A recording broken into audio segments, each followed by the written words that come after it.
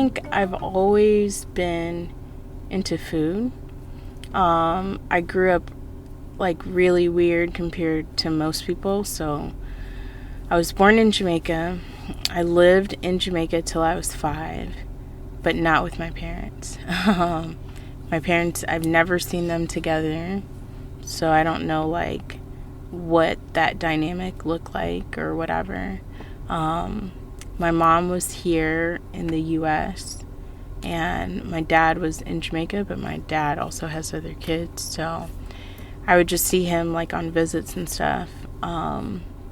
So I came to the States. I came to New Hampshire when I was 5, and my mom was married to my stepdad, who was in the Air Force. And so we lived like all over. I lived in Texas, I lived in Hawaii, Washington State. But food was like pretty much like the only real connection I had with my mom.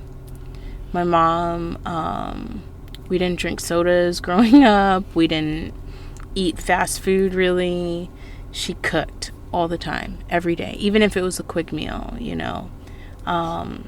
So that was like my connection to food. And it was almost like when my mom was the nicest and the most like at peace, you know. And so I always enjoyed cooking with her, like whether it was like helping her prep the vegetables or like browning the meat or whatever. I think the first thing that I tried to make was rice. It was when we lived in Hawaii and I was watching my sister, and I don't know, I just felt like I could make rice, not understanding like the technicality of making rice. And I remember it was like half cooked, it was mushy, it was crunchy in some parts, and then I thought that seasonings that I saw my mom would do, I could just like mix it up in the rice and it would be like really good. And it was the worst rice. And then I started like making cookies for my sister. And yeah, I would say those are my first like memories of cooking. Yeah.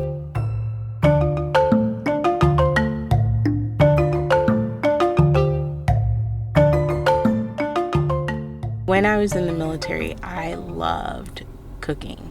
Like it was something that like soldiers don't get home cooked meals all the time, and I knew how to cook. And so it was a way to like see them happy, but it brought me happiness. Like they liked that and I did that.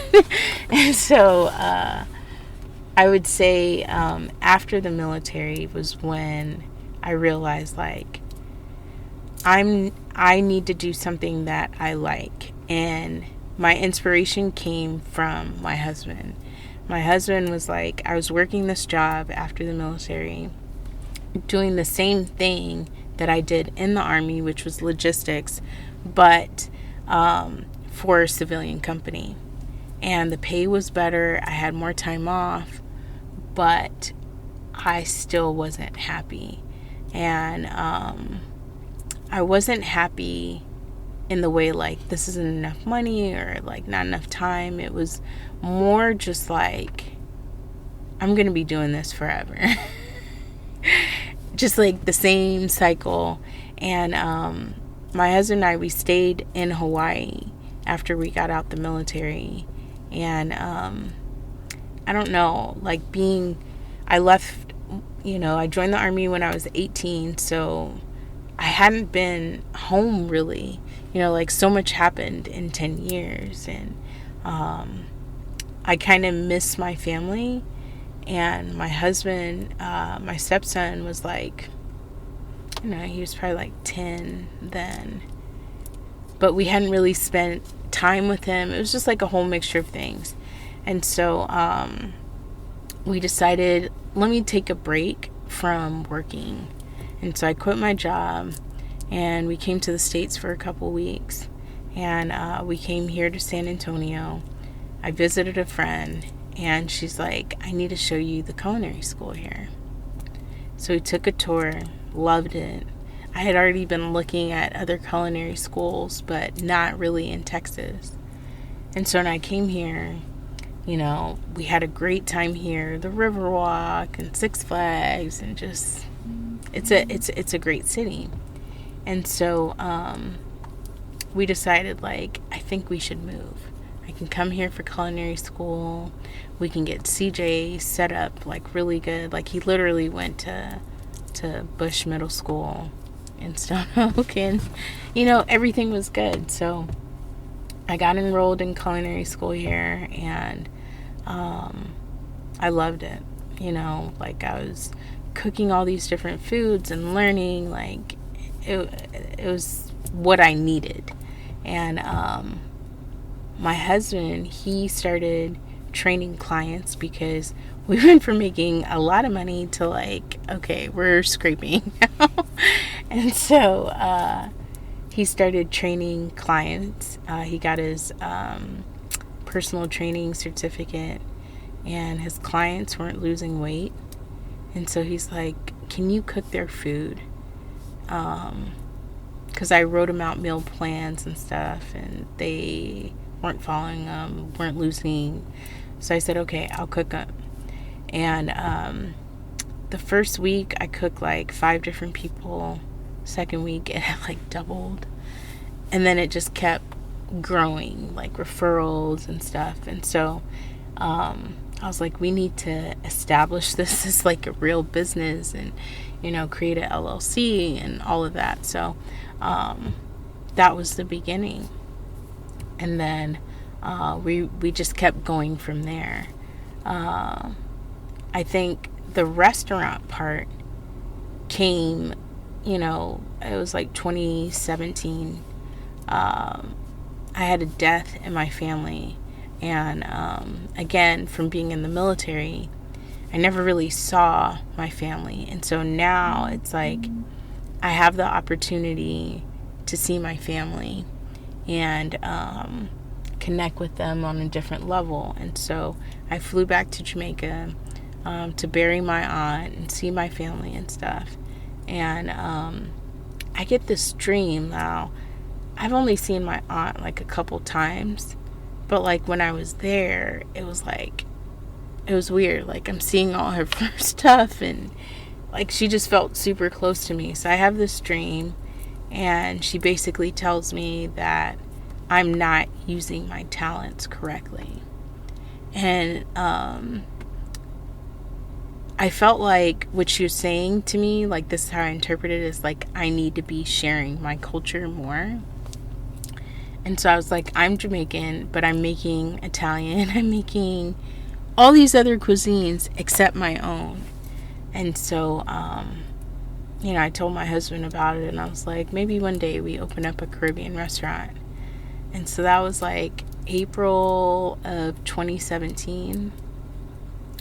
And then the later part of 2017, where I was like doing my meal preps and catering out of, they sent me this letter, and they basically said, we're going to shut down your kitchen because we need to redo the electrical in this building. And so at the time, I'm like a certified caterer for the city, and I've got contracts out that are due. And so I basically had to figure it out, end up finding our space on the west side through Craigslist. And yeah, we got the lease, and the lease was a little more than what we expected. And so I was like, well, we've got to figure out what to do with the space to make sure like we're always in, you know, good standing. And so like a few days around there, I get another dream, and the dream is to turn that place into the Jerk Shack and serve Caribbean food. And yeah, that's how it came about. Yeah. So all kind of like leading, not really like a definite plan. And I've never worked in a restaurant, so it's been a learning experience.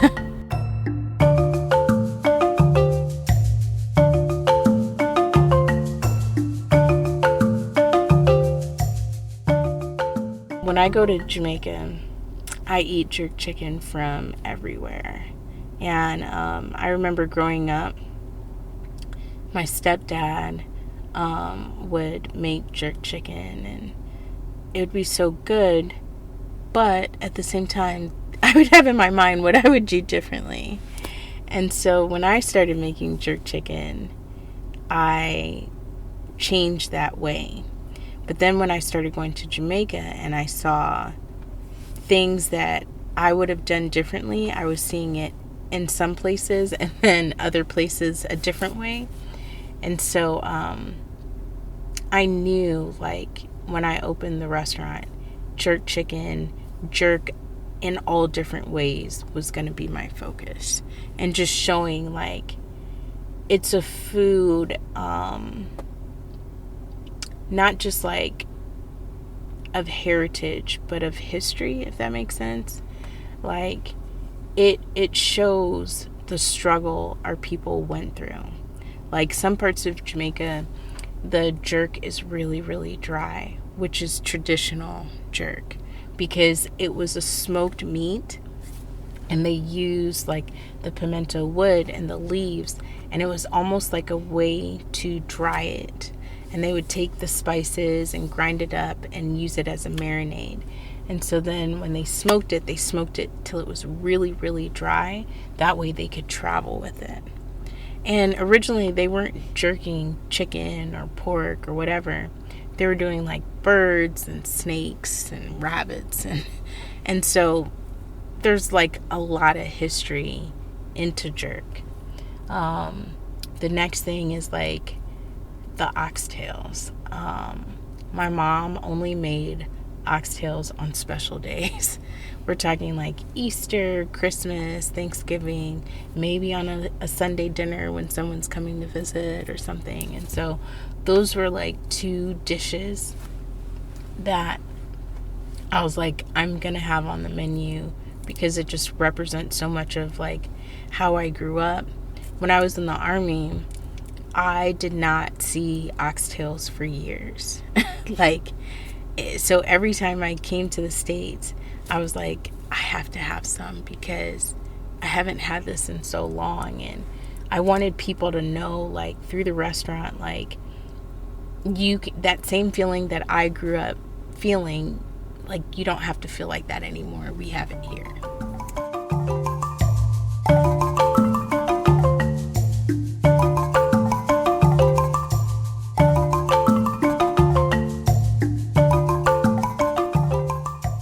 Okay, so freight, well, the beginning story starts off with Jerk Shack. In 2022, Jerk Shack was best fried chicken in America. And it was the list through Eater, which is, it's verified. And so the crazy part about it is I opened this location in 2021. And we had just started frying chicken. So to make it on the list, I was like, this is the list of best in America. And we've only been frying chicken for like the last year. And we only started frying chicken because obviously the neighborhood that we're in, there's a lot of families. People are not familiar with jerk chicken. And so I wanted, if somebody came in, there was like a non-spicy option that was recognizable to them that they could try. And so, so Jerk Shack makes the list. And it's like a list of like 25 restaurants in America, 25 or maybe 30 restaurants in America. So I start going through the list. And in my mind, I felt like there would be another Caribbean restaurant on the list, because Jamaicans love KFC. Like, the line in Jamaica for KFC is ridiculous. They love fried chicken. Like, Caribbean fried chicken is an actual thing. And so I was the only Caribbean restaurant on the list with fried chicken. And so, they spoke about it, the notes, like the Caribbean brine that we do. And I start looking at the other restaurants, and I'm like, these people have like long histories of frying chicken, and we're right in par with them. So anyways, I had my restaurant Mi Roti open, and it just wasn't producing enough for the Pearl. And so they said, you can close it, you can keep going, you can whatever. So I get this idea, and I'm like, the reason why Mi Roti isn't working here anymore is because we went from an elevated food hall with like ramen and Caribbean, and then we had like a Cajun restaurant. We went down a level, and we went to pizza and barbecue and tacos, and I was like, we don't fit here anymore. And so I was like, let me, create a fried chicken restaurant. And so I created the restaurant, and they loved it. I cooked everything, showed the menu, and they're like, well, what are you going to call it? And I was like, I don't know yet, So I'm talking to my husband and like one of our friends, and I was like, the Pearl loved it, just like how they love, like when somebody sees like the Aunt Jemima, the black person doing something that they're known for, And I was like, I really hate that I'm going to be the black woman frying chicken at the Pearl, and that's what I'm going to signify. So I start researching the connection of fried chicken to black restaurants in the past, and I come across this story about black women in Gordonsville, Virginia, and how they would walk for miles carrying fried chicken, biscuits, and coffee, and basically how it built wealth for them, and how they were faced with adversities, and people were stealing from them by, oh yeah, let me get this, and then not paying them. And their story just reminded me of like everything that I kind of went through opening up Jerk Shack here in San Antonio, and trying to show like I'm a real business, I'm doing good food, and like all the adversities. And so I was like, I'm gonna call it freight fried chicken, to just kind of pay homage to those women waiter carriers, but also like have a story that's connected to me, because I'm sure like they didn't want to just be black women walking for miles selling fried chicken, but their husbands could have been still in slavery, or gone off to the war or whatever. They had to keep going. And I feel like that's kind of like how I am. Like I had to keep going, moving over here, and people not knowing what jerk chicken is. I started frying chicken to kind of show who I was, so.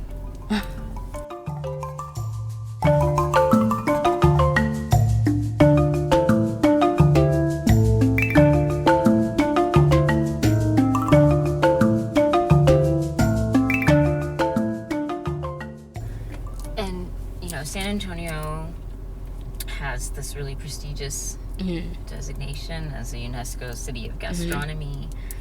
And, with your new Bib Gourmand recognition, like you are part of that class of chefs and culinary leaders who are contributed to this prestigious designation. And so I guess this question is kind of two parts. The first part is, what does that Bib Gourmand, like how does that feel? And it feels good, but people don't understand what it means, if that makes sense. Like they just know Michelin, and you're in Michelin, so they hold you to a standard that's not necessarily what you got the award for. Like when people see that we're Michelin recognized, they're not understanding we're recognized under the Bib Gourmand, which means good quality, good food price, like it's a separate category, while they're expecting a fine dining or an elevated dining experience. And so, there's only been like 5 other Caribbean restaurants ever recognized in the Michelin guides, and we are one of them. And so to me, that part means more, because there's not a restaurant in Jamaica that's even recognized. And I'm not saying that I'm better than Jamaica, but I'm hoping, and the other part to that is the reason why I don't think there's enough independent ownership of restaurants in Jamaica. That part. And then the second part is I hope it brings exposure eventually to the restaurants that are there. So I look at it more that way than just saying like, hey, we got it. Because I don't feel like this city understands why we have it.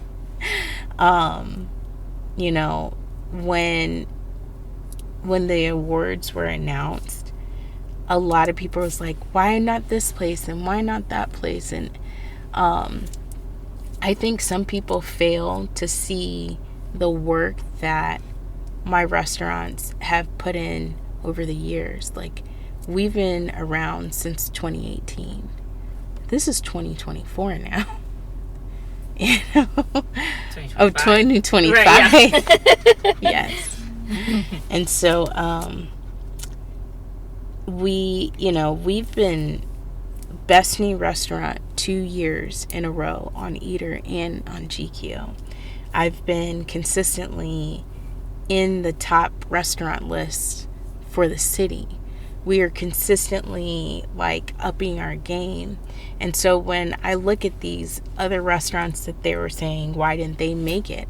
I don't see them volunteering. I don't see them at the food bank. I don't see them doing events. I don't see them doing anything except being still here in the community while we're constantly reaching out for new customers and new people to try our food and reinventing the way people view Caribbean food. And in return, it's put us at the top list and being recognized and talked about. And I think when Michelin came, they looked at that full spectrum. Like, because, they asked me in an, like a form they asked me to fill out, and they want to know information about me. I sit on the Visit San Antonio board. I'm also a member of the culinary board for the Food Bank. I volunteer all the time. I think it's a full scope of your work and not just your food here and just the service. So, yeah.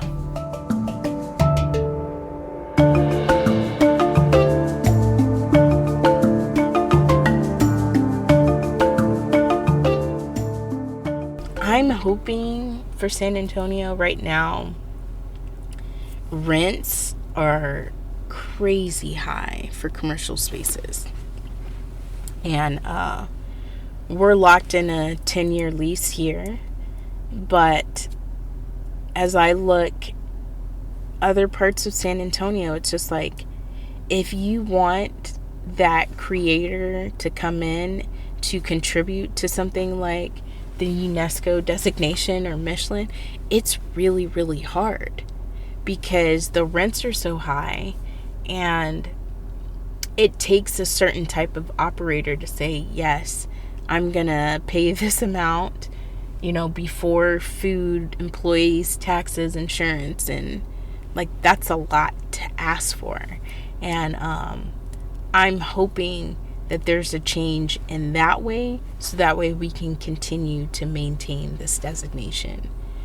Because I feel like if real estate keeps going up like this, we have to rethink how restaurants show up, just like in New York or in Chicago. They're not as fancy sometimes, and they're not as big. you might have to go for reservations. Like I was in Glasgow a couple months ago, Glasgow, Scotland, and they didn't have like strip centers like this. Like it's like there's an apartment building up above and a little, spot, and I think if things continue like that, we need to transition the way that we view food, so that way we can maintain this and we can draw the creators out, and it's not such a high risk for them. But if we keep waiting on developers only to build this, I don't think it's going to work. And we're going to lose a lot of creativity. We're going to lose a lot of great chefs. So, what future do you envision for the creator community relationship? I just wish there was more partnerships, more collaboration, more just like I have like my circle of chefs and owners that I talk to, and I've only been in this industry, less than 10 years, but I feel like for the new upcoming generation, we have to collaborate more and pull them in more. When I connect with the younger generation, I pull them into the food bank or get them involved with VSA, because it's just a nasty, mean food industry world out there. They're not connecting. It's all about the dollar. And my fear is that when we only focus on the dollar, then we're going to turn into like these tasteless fast food chains that have like no substance. Will be just like these ones that we see here, where it's like people are just getting food because of price or whatever.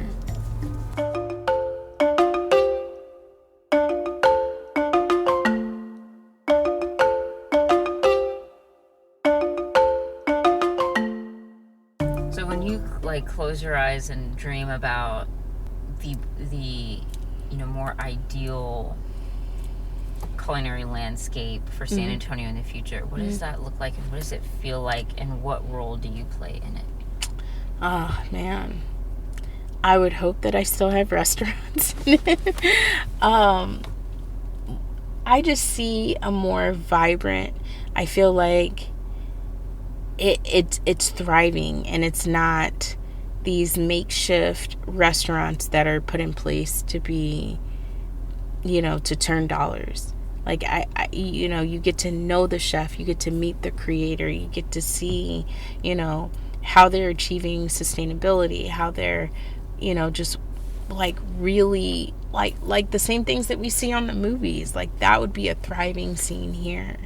I feel like we're getting, like when I started Jerk Shack, I felt like we were going that direction. We had 2M Smokehouse, we had Curry Boys, Pinch, like we had all these new up and coming concepts, and the chefs behind it, the stories behind it. And if you look at the last couple years, it's like, where are those stories? Where are those people? And who is the next wave? And I think it's a combination of the lack of, collaborations, the lack of community, but also the real estate. So it's like we need to bring some of all that down to be able to have that feeling again, where people are willing to, invest in themselves, but not invest in themselves where it's like a risk, like I'm going to lose everything that I have.